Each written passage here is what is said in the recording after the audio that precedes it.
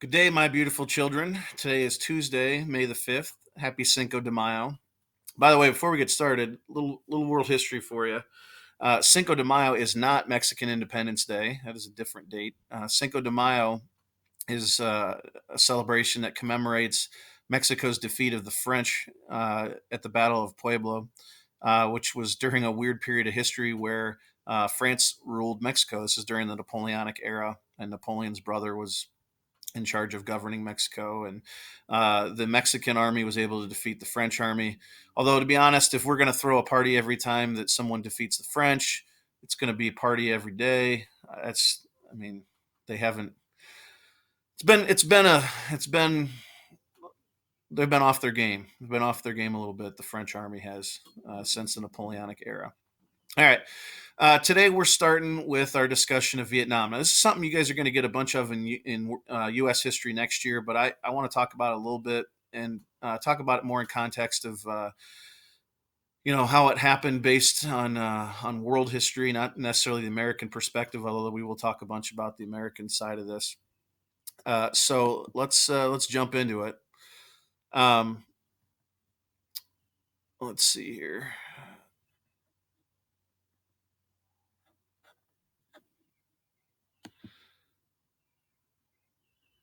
That is not what I wanted to do at all. Hold on, be patient with me. All right. I just want to view this sucker. Let's go. Open with. Sure.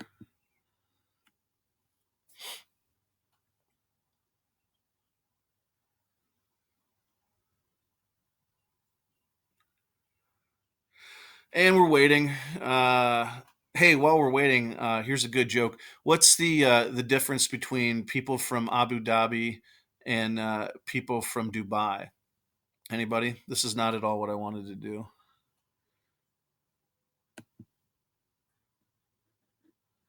Not at all what I wanted to do. All right, here's the joke. People from Dubai don't like the Flintstones, but people from Abu Dhabi do. Oh, I kill me. I kill myself. All right, here we go. Vietnam. So let's talk about early history of Vietnam. So the Vietnam War itself lasts, at least from the American perspective, from the early '60s until the mid '70s. But this didn't just happen then. There's a lot of stuff going on. So we'll start with early Vietnamese history. And the first thing I'll tell you is that China, they controlled at least the northern part of Vietnam for centuries. And during the 1800s, during the era of colonization, the French colonized Vietnam. And we learned all about imperialism and colonialism and things like that. So apply that to this. The French came in and they instituted French law and French customs. They built buildings that were with European style construction, and they introduced French cuisine and the French language, and they tried to really French it up in Vietnam. And it was part of a larger French colony called Indochina, French Indochina, which included Laos and Cambodia as well. Well, during World War II, the Japanese took control of Vietnam, just like they took control of China and Manchuria. Uh, that came under Japanese control. And after the Japanese were defeated in 1945, that left a giant vacuum of power. And it's going to be very similar to what happened in China. The communists are going to rush in and try and set up shop in Vietnam once once the Japanese are gone.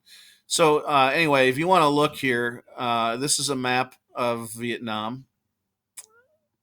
So China is to the northeast, and there's Vietnam there. It's a very long, slender country, and then it's bordered by Laos to the west, and China to the north, and Cambodia to the southwest. And then this is an example I was talking about. This is a very French colonial style of architecture that you would see even in Vietnam today. There are still many kind of leftovers of the French influence in Vietnam. All right. So enter Ho Chi Minh, and maybe the greatest quote in the history of the world. So Ho Chi Minh was a communist who had been trained in China. He's Vietnamese, and at the time, the vast majority of the Vietnamese people were poor peasants that worked for the French and were being um, exploited through French imperialism. And so, as we've learned before, who does communism appeal to? The have-nots, and the majority of people in Vietnam were in that category. So here comes Ho Chi Minh, and Ho Chi Minh and his forces, his communist forces, they know that they don't have the military strength or training to stand toe to toe with the French and fight them conventionally. So they're going to use guerrilla warfare. Here's where this quote comes in. It is amazing. Ho Chi Minh said, he talked about the tiger and the elephant. He said, if the tiger, France, ever stands still, or excuse me, tiger would be Vietnam, the elephant will be France. So if the tiger ever stands still, the elephant will crush him with his mighty tusks. But the tiger does not stand still. He will leap upon the back of the elephant, tearing huge chunks from his hide, and then the tiger will leap back into the dark jungle, and slowly the elephant will bleed to death. That may be the most baller quote of all time. It's right up there, top five at least. So there is Ho Chi Minh. You see him on the left here, and this would be an example of one of the guerrilla fighters that the communist forces in Vietnam are going to use to first fight the French, and later on fight American forces.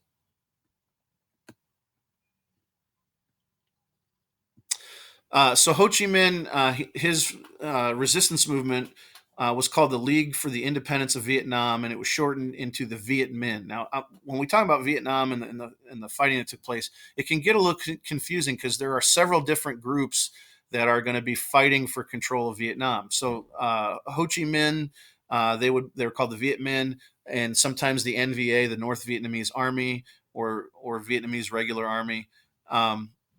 So keep that in mind. All right. So when the Japanese withdrew after they were forced to surrender in 1945, the Viet Minh, under the control of Ho Chi Minh, declared independence for Vietnam.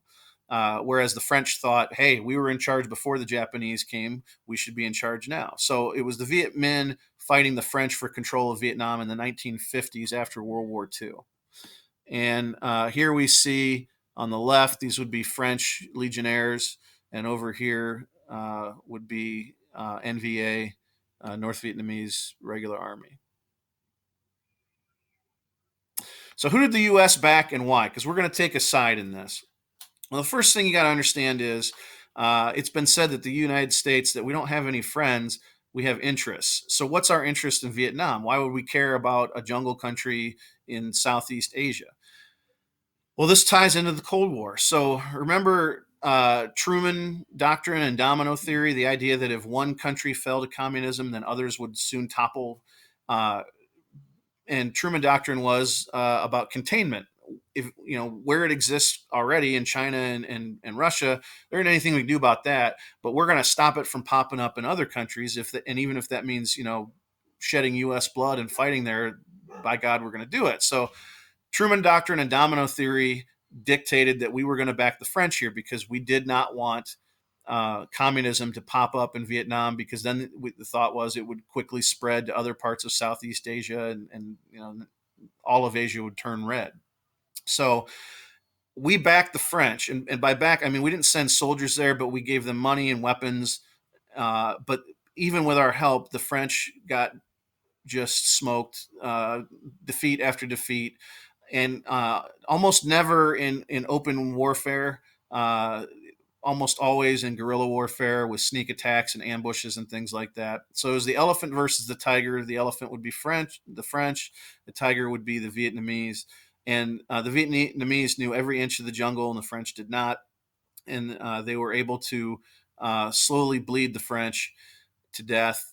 And finally, when the French were weak enough, the Vietnamese attacked them in a full scale traditional style battle called Dien Bien Phu.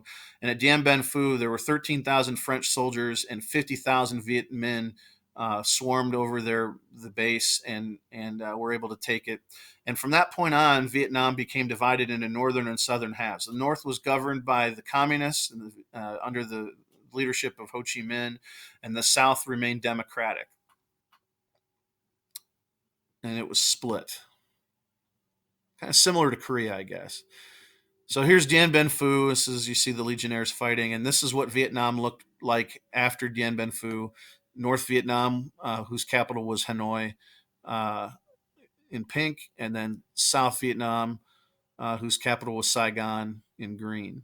And then we have a demilitarized zone here in the middle. So our involvement, the United States involvement in Vietnam, is going to be gradual and slow. Um, they held a conference called the Geneva Conference, and it was a sit-down meeting between China and the United States, the Vietnamese, to decide the future of Vietnam and the rest of Indochina. And so that at that meeting, that's when they decided to split Vietnam, and they were going to hold open democratic elections in 1956 in South Vietnam. The guy that ended up becoming the leader of South Vietnam was a guy named Ngo Dinh Diem, and we backed him as a leader. Even though he was a pretty bad guy, he was pretty oppressive to his people, and he refused to allow an election to take place because he was already in power, and this led to an armed revolt led by a group called the Viet Cong. Now, if you watch any movies about Vietnam or know anything about it, you've heard of the term Viet Cong or VC. So again, here's where it gets confusing. So the Viet Cong were mostly peasant fighters who were also fighting for the independence of South Vietnam. And so now we've got the NVA, the North Vietnamese Army, led by Ho Chi Minh. Then we've got the second group, the Viet Cong, or the VC as they are often called, of peasant fighters that are also going to be fighting against the United States. So this is where it gets confusing. By the way, this picture here of the immolated monk is one of the most famous pictures of all time. This is tell you how Diem was as a ruler.